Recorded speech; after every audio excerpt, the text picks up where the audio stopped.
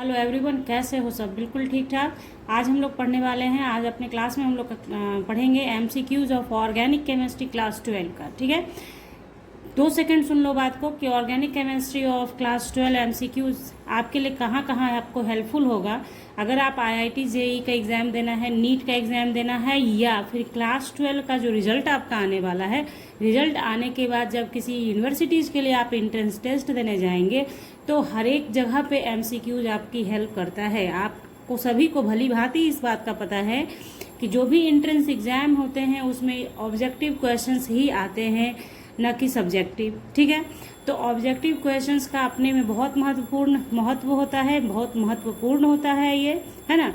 तो अभी हम लोग ऑर्गेनिक केमिस्ट्री का स्टार्ट कर रहे हैं। आज पहला सीरीज है, ये हमारा आज का फर्स्ट सीरीज स्टार्ट कर रही हूँ मैं ऑर्गेनिक केमिस्ट्री का। ऐसा बहुत सारा सीरीज मैं डालूंगी और इस सीरीज़ को बनाते वक्त आप ये समझ पाएंगे कि आपका पकड़ ऑर्गेनिक केमिस्ट्री के ऊपर कितना अच्छा है, क्योंकि एमसीक्यू सॉल्व वही बच्चा कर सकता है जिसने पूरा चैप्टर को सही तरीके से बारीकी से पढ़ रखा है, समझकर। सिर्फ पढ़ा नहीं है, लाइन सिर्फ पढ़ नहीं लिया है, आपको बातें समझनी होती हैं, तभी आप एमसीक्यूज सॉल्व कर पाते हैं। ठीक है, कुछ एमसीक्यूज डायरेक्ट होते हैं तो वो तो आपको मान लीजिए याद है तो भी आप लगा सकते हैं, ठीक। बट कहीं कहीं पे कॉन्सेप्ट होता है और कॉन्सेप्ट आपको आएगा तभी आप उस पर टिक लगा सकते हैं। तो ये हो गया इंट्रोडक्शन। ओके, अब बनाएंगे हम लोग अपना क्वेश्चन। ठीक है, अगर आप देखिए एक और बात, अगर आप बना इस जो भी क्वेश्चंस है स्किप कर करके भी देख सकते हैं, और आप क्या करें, इसको बना के देखें आप इसमें कितना मार्क्स गेन करते हैं, कमेंट सेक्शन में बताएं।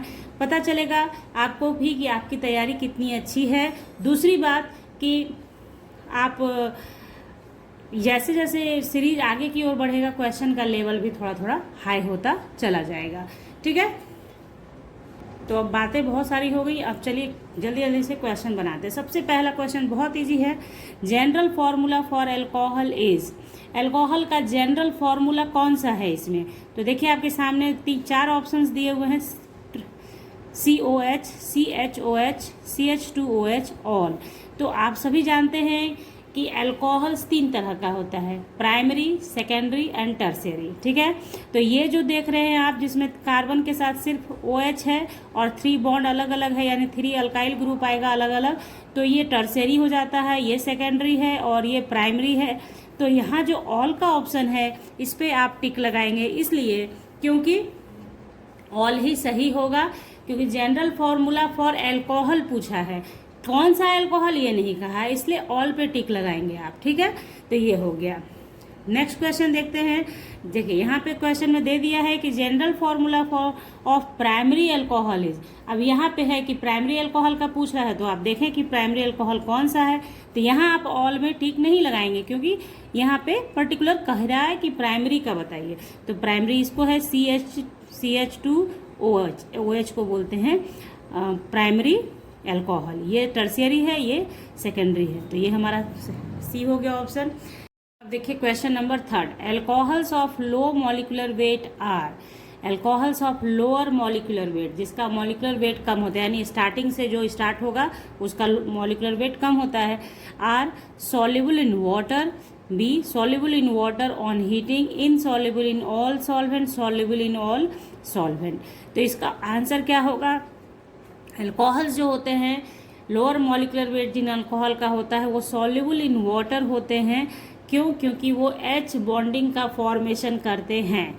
अल्कोहल क्या करता है, वाटर के साथ H बॉन्डिंग बना सकता है, क्योंकि अल्कोहल का फॉर्मूला क्या, CH, मान लो CH3OH ही है। ठीक है, तो ये वाटर के साथ क्या करेगा, वाटर का जो O है उसके साथ ऐसे बना लेगा बॉन्डिंग, फिर आगे की ओर बॉन्डिंग बनता है, तो इस बॉन्डिंग का नाम है H बॉन्डिंग। जो H बॉन्डिंग बनाएगा वो वाटर सॉल्युबल होगा।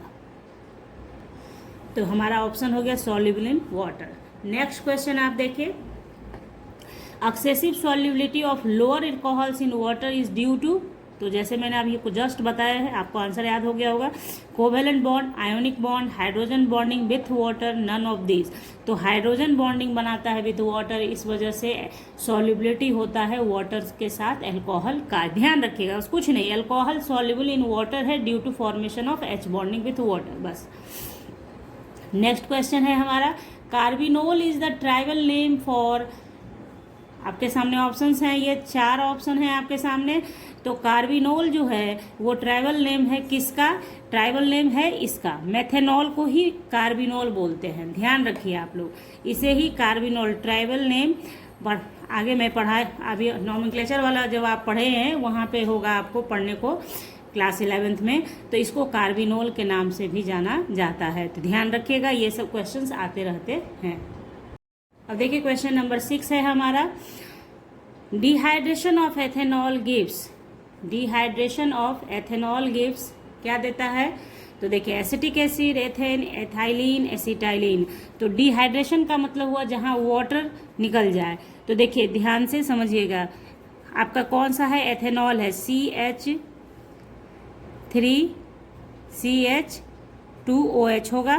तो इसमें क्या होगा कि CH2 लिख दो और CH2OH, हाँ, और एक H ऐसे लिख लेते हैं। तो यहाँ से ऐसे वाटर मॉलिक्यूल जब जाएगा बाहर तो यहाँ पे डबल बॉन्ड का फॉर्मेशन होगा, ठीक है। तो double bond CH2 double bond CH2 किसको बोलते हैं? एथाइलिन को बोलते हैं। ट्रिपल बॉन्ड होता है तब एसिटाइलिन होता है। तो एथेनॉल का डिहाइड्रेशन होगा, यानी वाटर मॉलिक्यूल अगर एथेनॉल लूज करेगा तो एथाइलिन बनता है। Clear? Which alcohol is most acidic. अब देखिए ये ट्रिकली है बनाना कि विच एल्कोहल इज मोस्ट एसिडिक, इसमें दिया हुआ है, इसमें कौन सा एल्कोहल है जो ज़्यादा एसिडिक नेचर का है। तो सबसे पहले मेथेनॉल है, तो आप लिख लीजिए मेथेनॉल, दिखा लीजिए ऐसे, मेथेनॉल हो गया। एथेनॉल है सेकंड नंबर पे, तो CH3CH2OH दिखा लिया हमने। आइसोप्रोपाइल एल्कोहल है, तो आइसोप्रोपाइल एल्कोहल का जो फॉर्मूला होता है वो बना लीजिए, ठीक है। और एक है टर्शियरी ब्यूटाइल एल्कोहल, तो टर्शियरी ब्यूटाइल एल्कोहल यहाँ बना देती हूँ। आपको जो वीडियो देख रहे हैं वो तो समझ ही जाएंगे कि कहाँ कैसे कैसे हो रहा है, ठीक है। CH3 और यहाँ पे OH, ये हो गया फॉर्मूला टर्शियरी ब्यूटाइल एल्कोहल का। तो अब देखिए एसिडिक पूछ रहा है, एसिडिक का मतलब है हाइड्रोजन को जो लूज करता है, दैट इज एसिडिक नेचर, ठीक है। तो इनमें से कौन ईजिली लूज करेगा? एकदम ध्यान से समझ लिए, जीवन में कभी नहीं भूलिएगा अगर इस बात को समझ गए तो। यहाँ देखिए जो भी अल्काइल ग्रुप होता है, खास करके मिथाइल, तो वो क्या करता है? प्लस आई इफेक्ट शो करता है, इंडक्टिव इफेक्ट जैसे बोलते हैं मैकेनिज्म की भाषा में, ठीक है, इंडक्टिव इफेक्ट। तो CH3 यहाँ पे इंडक्टिव इफेक्ट शो करेगा। तो देखिए इस केस में भी शो करेगा, ठीक है। मिथाइल है इसके साथ दो मिथाइल है, 2 तरफ से लगेगा, इसके साथ 3 मिथाइल है, 3 तरफ से लगेगा। तो कहना अब यहाँ पे देखिए प्लस आई इफेक्ट का मतलब होता है कि इलेक्ट्रॉन, ये जो बॉन्डेड इलेक्ट्रॉन आप देख रहे हैं उसको पुश करेगा इसके तरफ।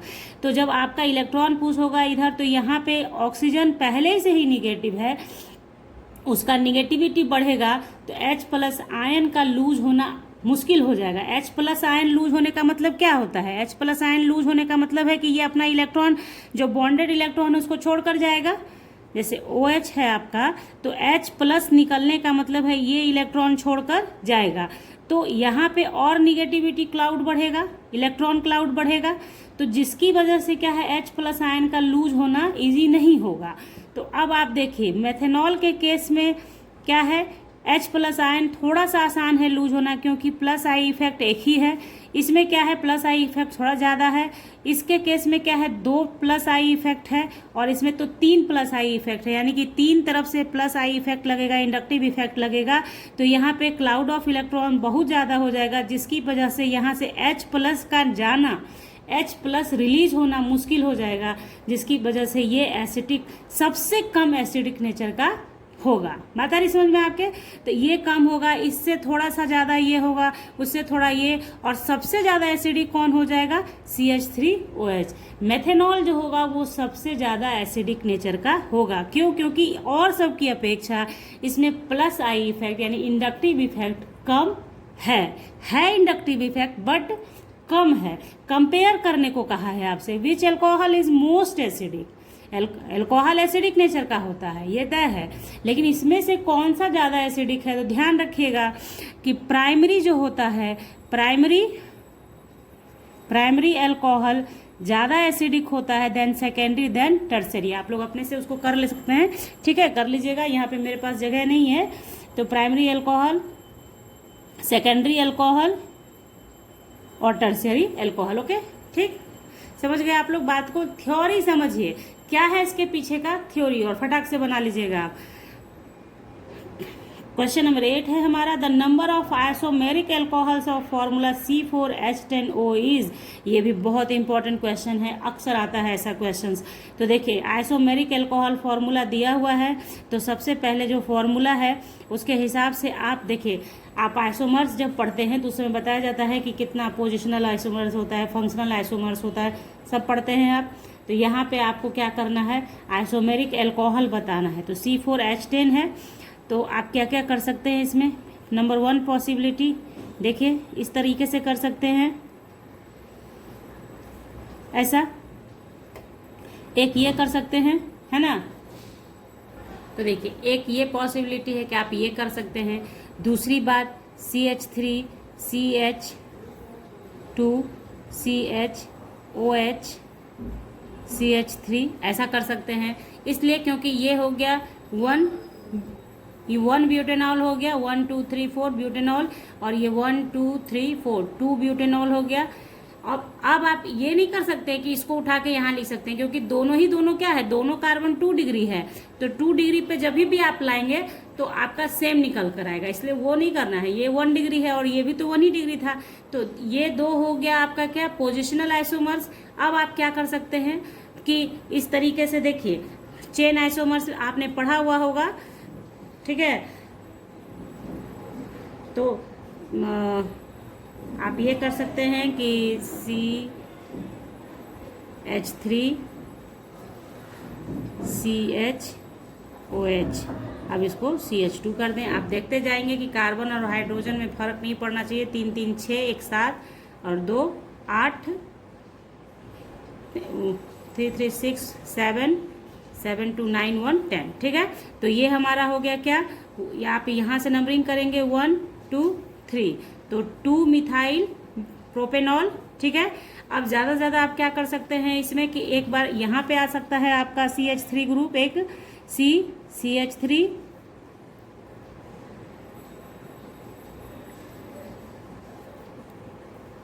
तो एक बार आप ऐसा कर सकते हैं कि CH3 डाल दिया, इसको मतलब इसको 3 डिग्री कार्बन में कन्वर्ट कर दिया और OH को यहाँ ला के रख दिया। तो आपके पास कितना हुआ, 4 ऑप्शंस आए, 4 isomeric form of this alcohol आया, तो ऑप्शन नंबर बी होगा। तो ये चीज़ मैंने जो आपको बताया है, ये जब आप आइसोमर्स पढ़ते हैं क्लास 11th में, वहाँ पे पढ़ना है इसको पूरे अच्छे तरीके से। लेकिन फिर भी मैंने यहाँ पे इसलिए एक्सप्लेन किया है क्योंकि आपको जानना चाहिए कि कोई भी थ्योरी जब आप पढ़ रहे होते हैं उसको कितना ध्यान से पढ़ना होता है कि आप बना सके। ये सब आप फटाफट कर सकते हैं। और ये जो मैंने 2 डिग्री 1 डिग्री बताया, सिर्फ समझाने के लिए कि जो बच्चे ऐसे ही देख रहे हैं वीडियो को, उस थ्योरी पे नहीं उतना ये है उनका पकड़, तो वो समझ पाए कि किस तरह से काम हो रहा है। यहाँ पे बात समझ गए आप कैसे करना है। ज़्यादा एक्सप्लेन करूँगी तो वीडियो बहुत लंबी हो जाएगी।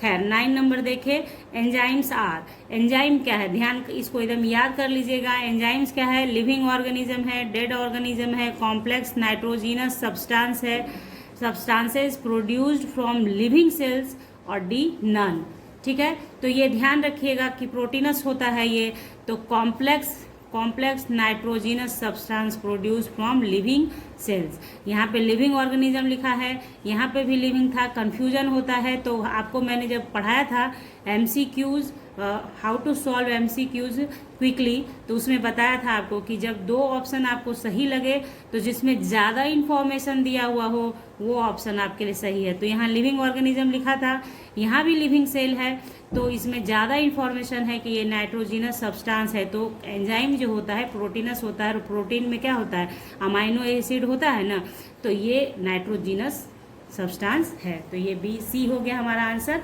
और 10 नंबर आप देख लें, बहुत आसान सा है।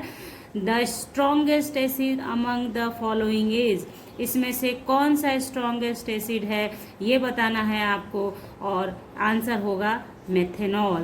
कैसे, देखिए ये सब के सब एसिडिक है, लेकिन जब ऑक्सीजन के साथ हाइड्रोजन जुड़ा होता है उसका एसिडिक कैरेक्टर सबसे अधिक होता है। और ये बेंजीन है, तो सबसे पहले देख लीजिए कि बेंजीन में तो पॉसिबिलिटी ही नहीं है कि वो एसिडिक नेचर में जाएगा। तो क्या है कि मेथेनॉल, मतलब आपको ध्यान रखना है कि हाइड्रोजन अटैच्ड विथ ऑक्सीजन वो ज़्यादा एसिडिक कैरेक्टर का होता है। मतलब आप ध्यान रख सकते हैं क्या, H atom attached on O, F, N और ट्रिपल बॉन्ड C, ठीक है, इज एसिडिक नेचर का होगा। हाइड्रोजन अगर ऑक्सीजन से जुड़ा है, फ्लोरीन से जुड़ा है, या नाइट्रोजन से, या ट्रिपल बॉन्ड सी से, तो समझिएगा कि वो एसिडिक नेचर का होगा। ठीक है, इस तरीके से आज हम लोगों ने 10 MCQs बनाए हैं। आप देख रहे हैं कि कितना नीड होता है आपके थ्योरी का, तो थ्योरी भी पढ़िए, थ्योरी को बहुत ध्यान से पढ़िए और MCQs बनाइए ताकि आपका प्रैक्टिस पूरा बना रहे। अगर वीडियो अच्छी लगी हो, पसंद आई हो और भी ऐसा वीडियो चाहिए आपको तो कमेंट सेक्शन में ज़रूर बताइए। और मिलेंगे तब नेक्स्ट क्लास में हम लोग नेक्स्ट वीडियो के साथ। Bye, thank you, take care, have a nice day.